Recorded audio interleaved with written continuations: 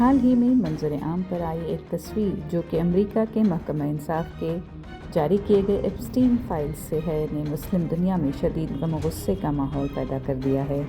تصویر میں مبینہ طور پر کعبے کے مقدس غلاف کسوہ کے ایک ٹکڑے کو زمین پر بچھایا ہوا دکھایا گیا ہے، جس کے پاس امریکی مجرم جیفری ایپسٹین اور اماراتی تاجر سلطان احمد بن سلیمان کھڑے ہیں۔ غلاف کعبہ، جو مکہ مکرمہ میں کعبہ کو ڈھانپنے والا انتہائی مقدس کپڑا ہے، سیاہ رنگ، سنہری قرآنی کڑھائی اور روحانی اہمیت کی وجہ سے مسلمانوں کے لیے انتہائی معزز ہے۔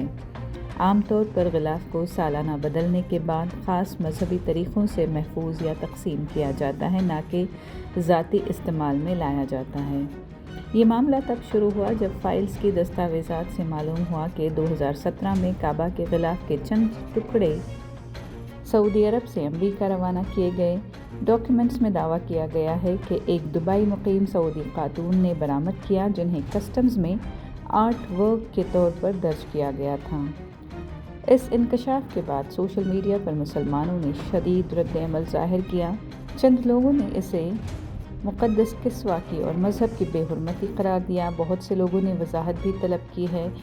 اس سلسلے میں سعودی یا اماراتی حکام کا کوئی باضابطہ موقف سامنے نہیں آیا ہے اور یہ بھی واضح نہیں ہو سکا کہ کس طرح یہ اشیاء معمول کے مذہبی طریقوں کے برخلاف ذاتی مقام تک پہنچیں۔